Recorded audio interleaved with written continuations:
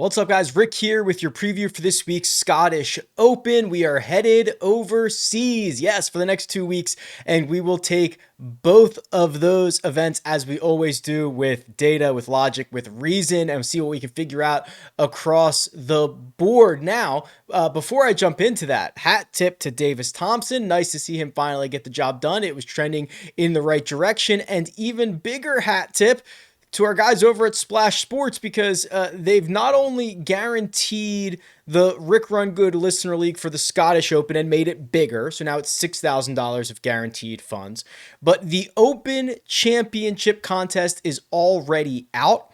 It is $25,000 guaranteed, and how about this?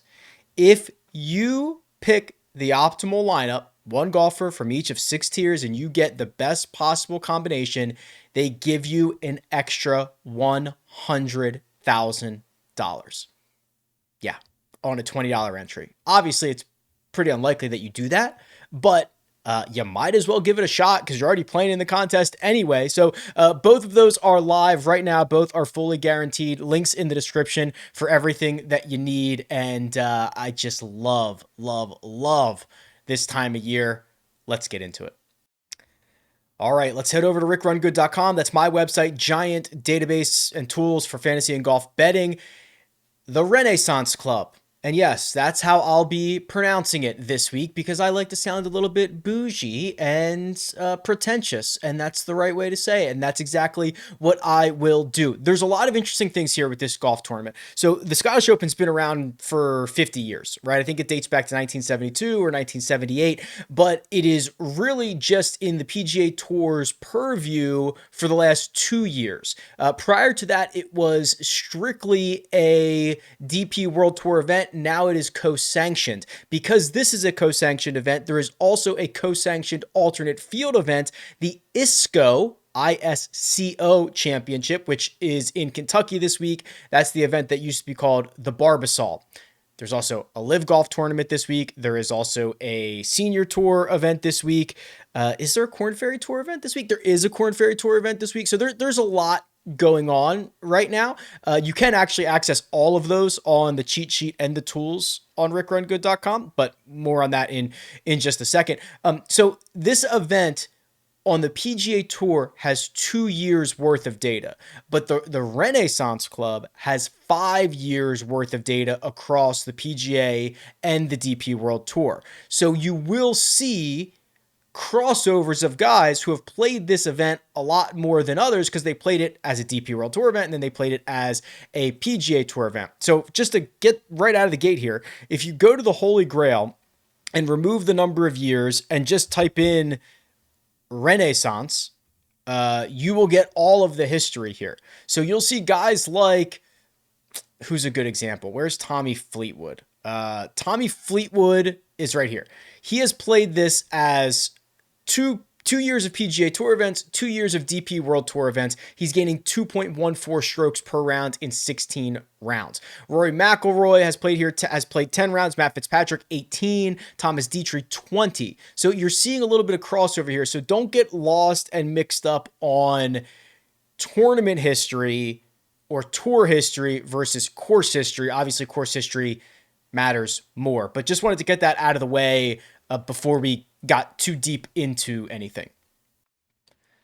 Okay, so it's a par 70. It is a Tom Doak design, and what I did here with the correlation model is this is for both PGA Tour and DP World Tour results. So it's 5 years of history. What stats are highest correlated to success at the Renaissance Club?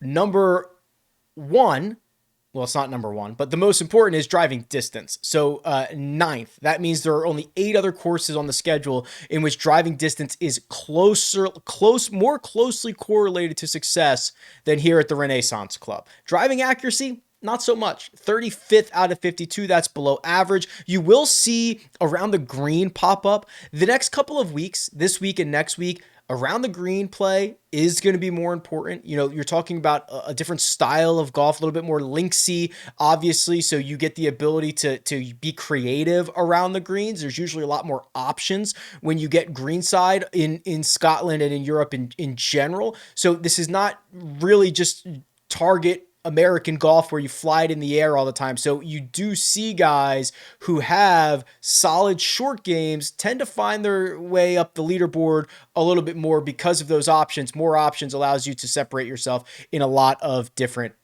situations. So we're looking for long drivers who can be stout around the greens. If you look at some of the secondary stats, there are some longer approach buckets in here. Approaches from 200 yards or more, 275 or more, 200 to 225.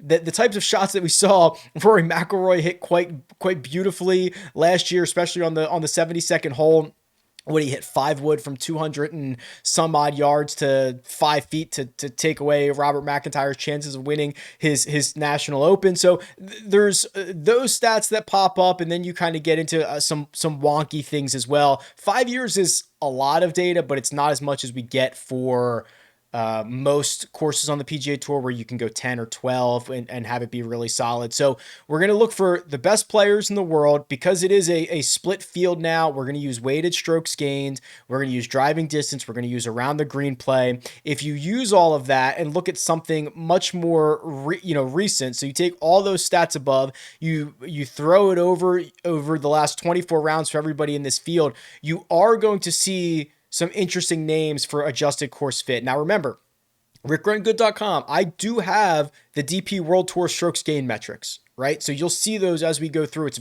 critically important for weeks like this. I've got the live strokes gain metrics. Obviously, I have the PGA Tour stuff as well. So this is very, very comprehensive. Sebastian Soderberg, who's only $6,400, gets the best adjusted fit.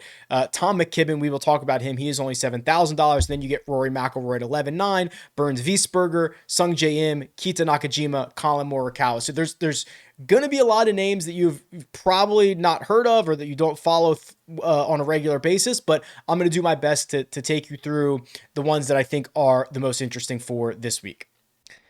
Here is the cheat sheet on RickRunGood.com, and we've got the big boys here. No Scotty Scheffler, but most everybody else. Rory McIlroy, 11,900. Xander Schauffele is 11,700. Ludwig is 10,500, and then Colin Morikawa is $10,300. How do we split hairs between these golfers? Rory won this event last year. Xander won it 2 years ago. This is the first time that we're going to see Rory McIlroy since his U.S. Open disappointment. I have no problems with any of these four. They're four of probably the 5 best players in the world.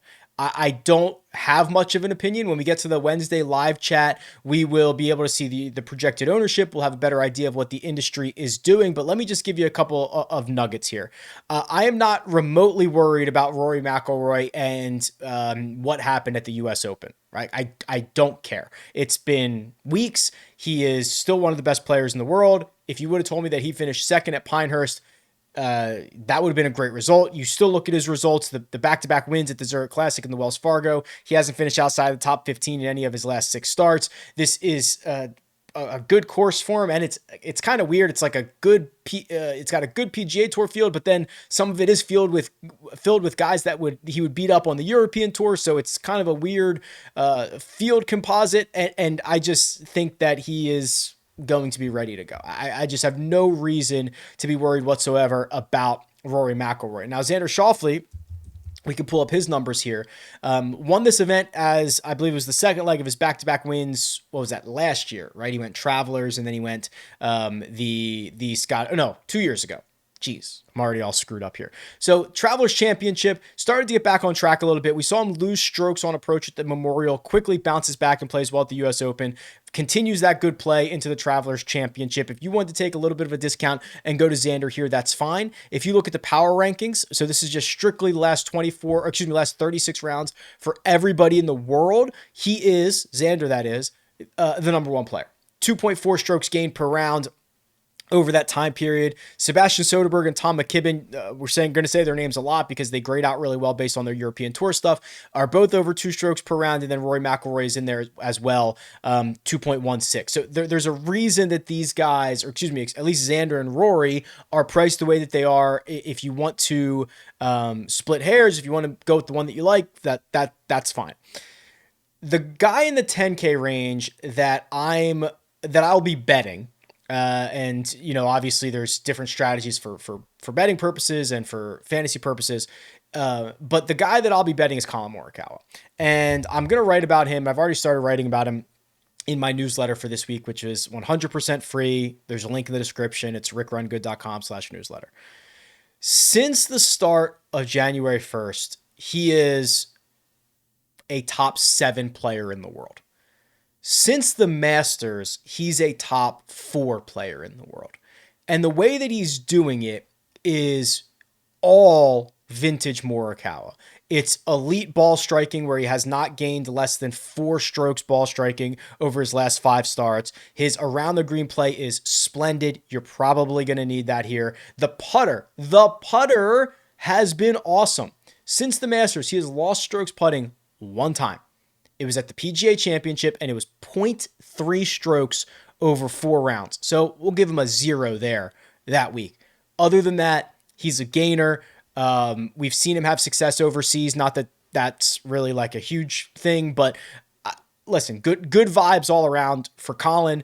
If you want to go deeper and go to the strokes gain distribution, he gains 5 or more strokes to the field at a fairly ridiculous clip. I think I did. Oh, here it is. Last 36 rounds, he's gaining at 16.6% of the time. He's gaining 5 or more strokes to the field. If you open this up and do last 100 rounds, I think it gets to like 10% or so, 11%, which is an elite rate. If you take this and look at it for all the best players in the world since January 1st, it is basically all the guys who have won all the golf tournaments and then Collin Morikawa. So it's like Scotty, who's got 6 wins, Rory, who's technically has 2, Xander, who has 1, and then Collin. The win is coming, right? There is just all the statistical information says the win is coming because he's playing like a winner, and it just hasn't happened for him yet. So I'll be betting Collin at his outright price. He did play this event in 2022. He missed the cut. The $9,000 range is really fun here. Tommy Fleetwood's at $9,900, and Tommy Fleetwood is having a very good year. Is it a great year? I don't know. I mean, I think it's pretty great. He doesn't have a ton of top 10 finishes. He had back-to-back top 10s at the Valero, which was T7, and the Masters, which was T3, and he had a T10 at Riviera, but he has not finished outside the top 25 basically ever. His worst finish recently since the Players Championship is a T49 at the RBC Heritage. His ability to consistently gain from tee to green and find a decent putter is always exciting. His history at this event on the PGA Tour is T6 and T4, but I already showed you that when we add in 2 more European Tour starts, he becomes the biggest strokes gainer. Is that a word? Strokes gainer for everybody in this field who's played as many rounds as he has. So I don't know what people are going to do with Tommy here, because it's been a lot of good, not a lot great. And then you have what are probably some very valuable golfers below Tommy. Hideki at $9,400 feels like a pretty good deal. I'll admit here. So you've got a guy who drives it well, who's one of the best approach players in the world, who has one of the best around the green games in the world, who has gained strokes with the putter in 5 straight. He's already won this year. He's high up on the ceiling chart. He's coming off a T23 at the Travelers and a 6th place finish at the US Open and 8th place finish at the Memorial. Yeah, it's Decky, baby. Now, he had a withdrawal in there somewhere. Where did he WD? It would have been between the PGA and the Memorial. Is that right? And got everybody all hot and bothered. But yeah, this is just such a good stat profile for a golfer who's 9,400 and golfers above who have some of those question marks. Those question marks are Victor Hovland and Tom Kim. So we've been pretty good with Victor this year. I think we have gotten him correct more frequently than we have gotten him incorrect. Now, this is a really tough spot to be in. The around the green play is back to 2022 areas, but he's been working with Joe Mayo again. I know Joe Mayo's in North Berwick. I know that they're there getting things together. So I'm optimistic that we are going to get a better around the green week than him losing 2.5 strokes around the green. However, the problem is you kind of have to be pretty darn good around the greens here, right? I don't know if being a zero is good enough. So that's my concern with Victor. I am almost in a holding pattern.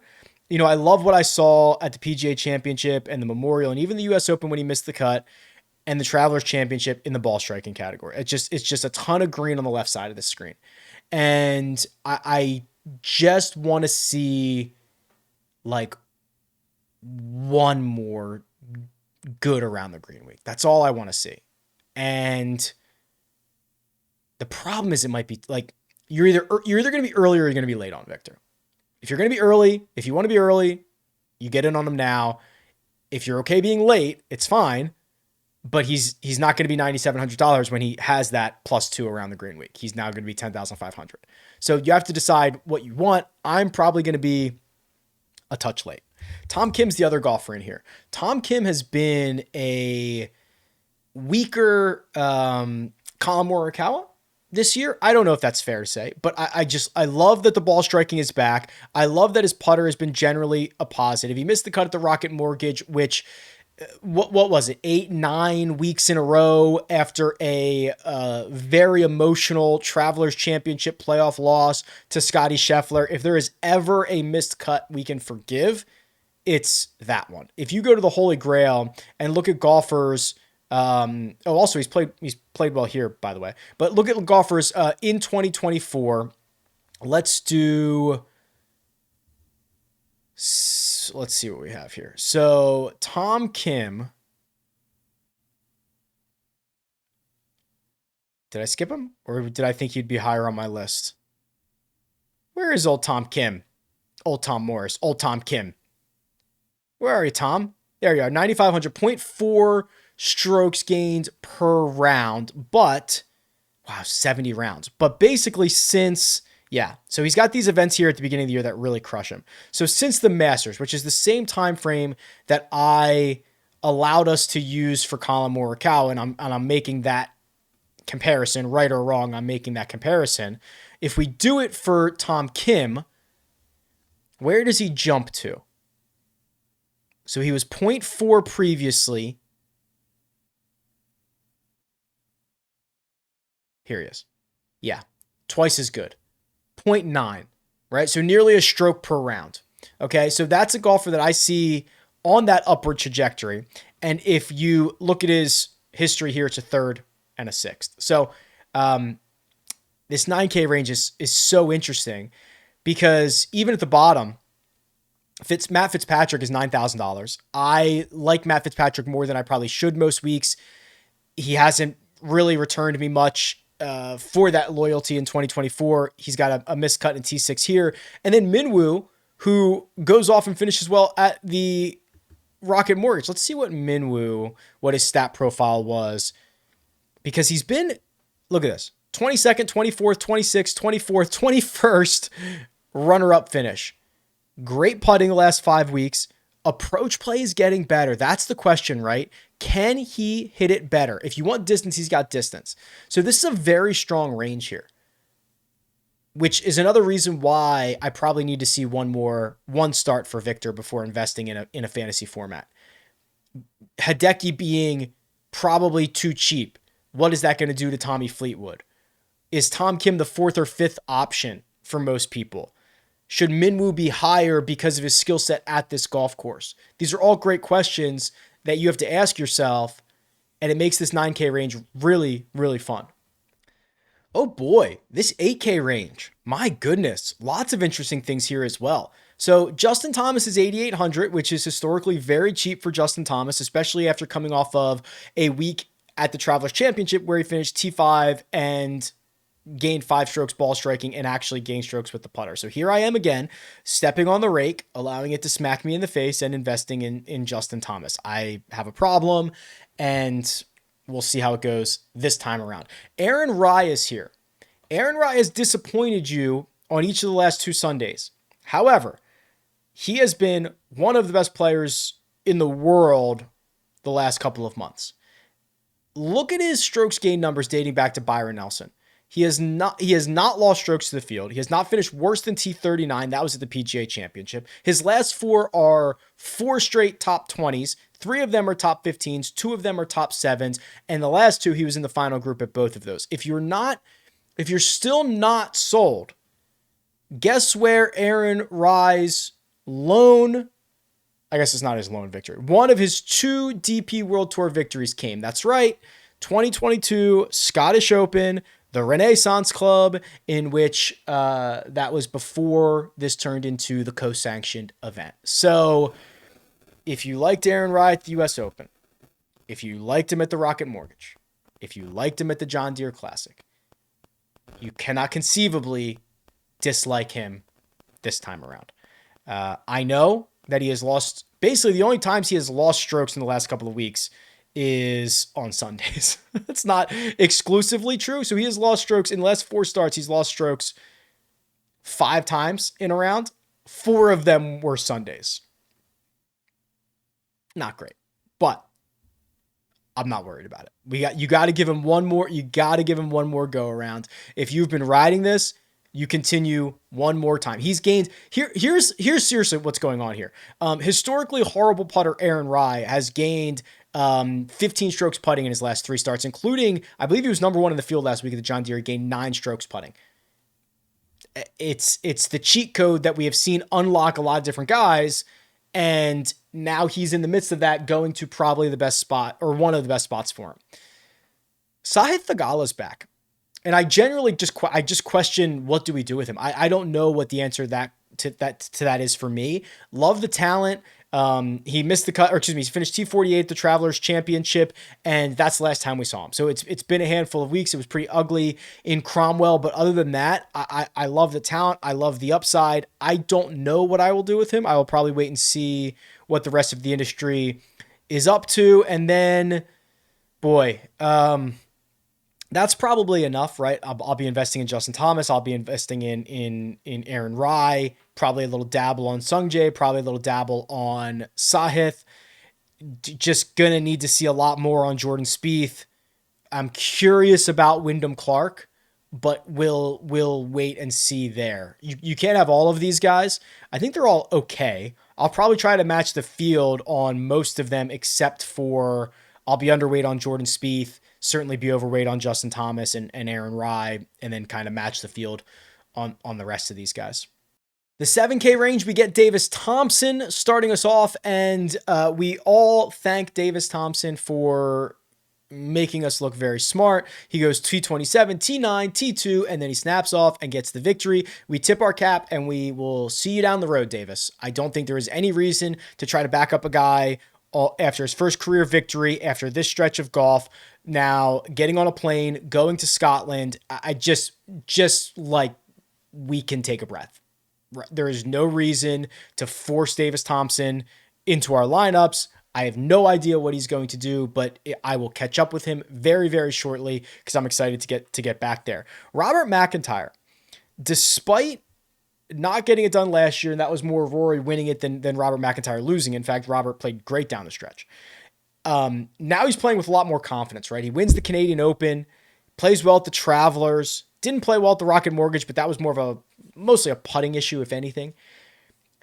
He's very good in Scotland, right? So I went and I looked this up. He's played like 31 rounds in Scotland. He's got one of the best strokes gain numbers of anybody in this field with as many rounds. It makes sense. That's his home, but sometimes there are a lot of pressures and just other things that come with that. But he has been very, very good in Scotland in his career. And now I think he's probably playing some of the best golf that we've seen. Remember, I mean, there are guys we haven't seen in a while. So I'm refreshing your memory about Christian Bezuidenhout, who, has played a ton of European Tour golf. He's coming off a T23 at the Travelers Championship. He's got this newfound approach play, which is giving him way more opportunities to use the best part of his game, which is the putter. He is very, very good around the greens, which we know is a skill set that's going to be important this week. This is... It's hard to remember. Right? The Travelers feels like a year ago to me, but he is right back at it and somebody that I'm happy to go back to. All right, let me get you Tom McKibben here. So this is where I think the value of RickRunGood.com really shines through. So having all the tours and the strokes gain numbers, if you're only looking at PGA Tour stuff, you do not have a start for Tom McKibben from the Scottish Open last year, and he's played like 25 times since then. Or I guess maybe you have the US Open as well. But you know what I mean? Like it's a global game now. You have to have this. So look at the run that McKibben has been on. Dating back to, even the calendar year, right? That's what I was doing in some of these holy grails, some of the power rankings. Since the start of the year, he has been a top 25 machine. He has been a top 15 machine. He has been a top 10 machine. Highlights with a fourth place finish in Qatar, a ninth at the Johnson Workwear. That's in South Africa, I believe. T7 at the ISPS Handa.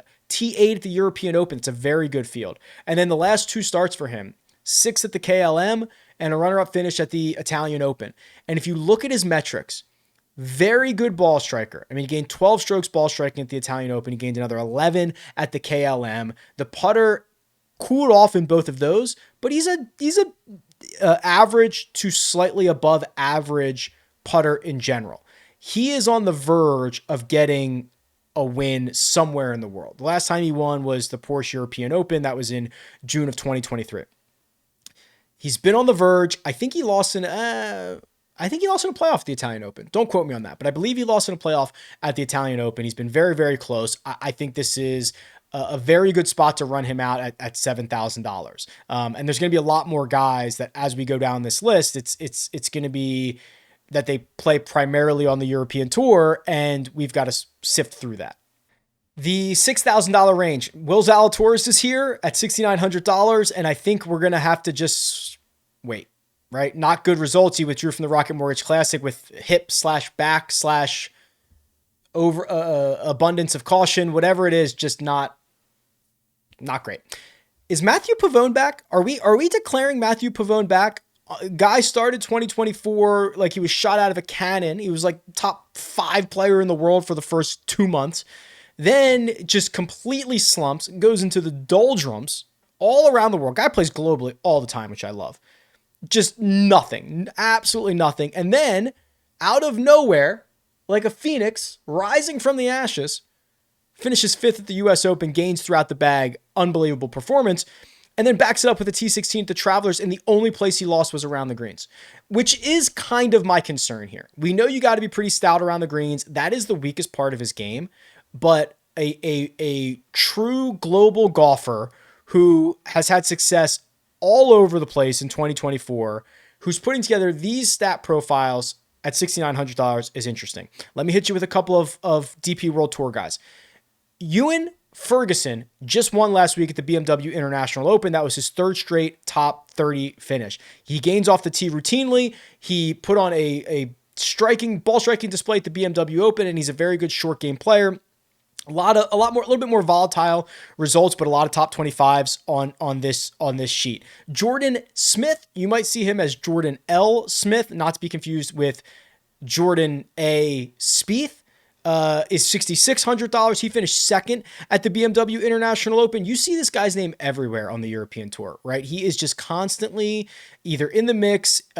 He's like, you can see how often he gains 10, 12, 15 strokes ball striking. Very, very good there. He's got a putting problem, don't we all? He picked up 5.8 strokes putting at the BMW International, which is what spurred him on to that T2. So he's kind of like a European team no putt guy.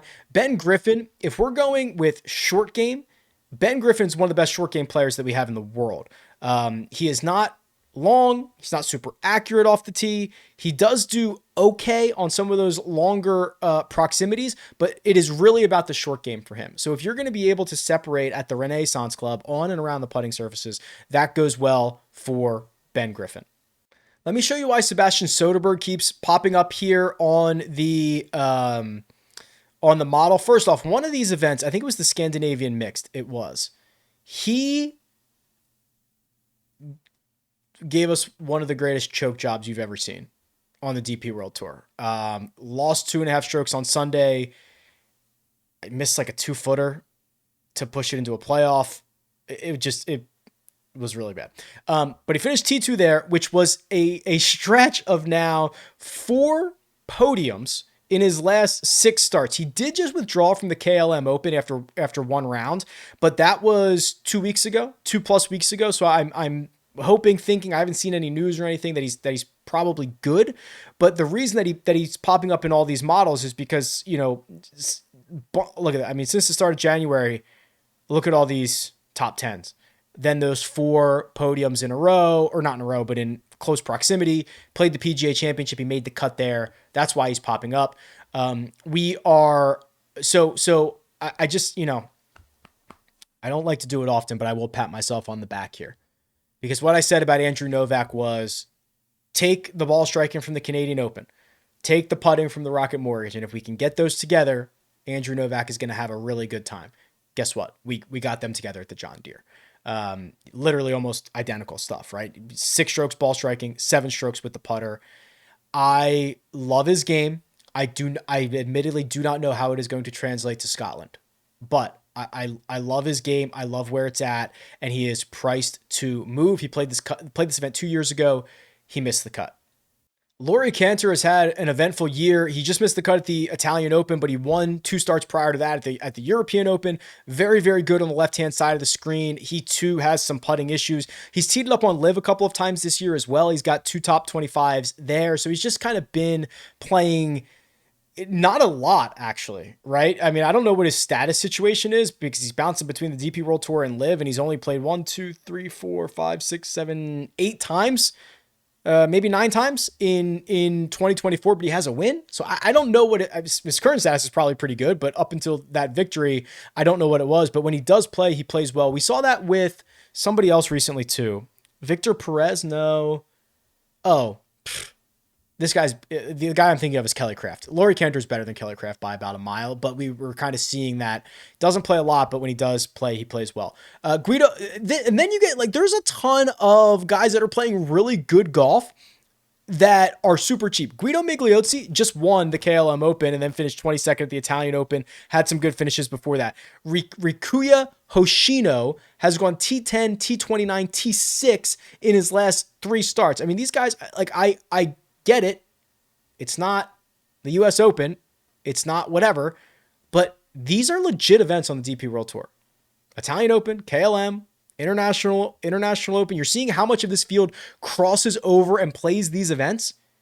So it's not like one guy's coming over from the tour, from the DP World Tour, trying to beat out these other guys. It's like a lot of them are, and they play against each other all the time. And these guys are beating the same guys every single week. So it's definitely worth noting. The 5K range. I'll just point out a couple and then we'll probably just let the model do its thing. Max Grazerman's here, 3 straight top 30s. No problem with that. Romain Langasque. Remember him? Remember Langasque? Love this guy. If I remember correctly, he's just a bomber and he's kind of like Ryan Fox. Maybe not as good as Ryan Fox, but bombs it, I believe, and putts well. And you can see it in the metrics. You can see it in the results. He's coming off a T9 at the BMW International Open. He had a T2 at the Sodal Open. That was at the end of May. He plays a lot. He's pretty volatile, but for $5,800, that's not the worst thing in the world. A couple other interesting things. So Juice Luton, now he's getting ready for the Olympics, baby, $5,700. He's going to be headed there for the Dutch, I suppose. Sami Välimäki. Swinging Sami Välimäki. Where are you, Sammy? Just finished T12 at the John Deere, and if he didn't play so poorly on Friday, well, he wouldn't have been in the mix, but this would have been a top 10, right? So T12 at the John Deere, now he's $5,700. I also saw down here Julien Gourier. I believe he's from France. So it's probably like, no, it might be Julien. Look at this run he's on. 4th, 20th, 22nd, 13th. Look at the ball striking. Look at the putting. Look at the short. He's basically gaining throughout the bag. He is $5,600. Like that. There might have been one more down here. There might have been. Oh, yeah, this one's really sick, actually. So we are going to look at, and let me just make sure he's the only other one that I had kind of dialed up here. Padraig Harrington's in this field. He's been beaten up on the senior boys for the last couple of months. I think this is the last guy that we'll see what the model pops up. Wow, there's so many guys in this field. Okay. It is Jung-Hwan Lee. So I have 3 starts on him this year, which he's probably played more than this, but it's weird because sometimes the names, it's okay. Long story short, he just finished 8th last week in Morocco. That was last week. Runner-up finish at another Asian event in May and T10 at the Korea Championship. Those are the only 3 results I have on him. And that Korea Championship was last year. Those are the only 3 results I have on him. Let's look at Padraig. How do you equate the senior tour stuff to this field? Because he's been awesome at the senior tour. Every time he's played a PGA event or a major, he's missed the cut recently. So I'm probably not super excited about this, but he'll grind for you. Let's see what the model has to say. Custom model, RickRunGood.com. All right, we've got to get... So first off, we must do the weighted strokes gained baseline. There's just no other way around it. There are too many guys from too many different fields here to not do this. And we're going to do weighted strokes gained total for 20. I just think that's the smartest baseline to do. Then we are going to do driving distance for 15. And we'll do some of those longer approach buckets, right? We'll do 175 to 200. Let's do 5 on there and 5 on 200 to 225. And then we'll do strokes gained approach in general for 10. So we kind of build it up there. We are going to go around the green. So let's say strokes gained around the green last 24 for 20. We know you got to be pretty good there. And then we will do strokes gained putting last 24 for 15. And then we're going to put our last 10 on course history. I think I should have it. I do. Yeah. Okay. So my number 1 golfer is Rory McIlroy. No surprise. So my top 3, no surprise. Rory, Xander, Colin. Fine with all of that. Look who's 4th. Christian Bezuidenhout. Hideki is 5th. Fleetwood is 6th. Robert McIntyre, Corey Connors, Aaron Rai, and Sung Jae Im. Wow. Where's Ludwig? 18th. Okay, cool. Where's like McKibben and those guys? Wow, Novak is 28th at $6,200. That's unbelievable.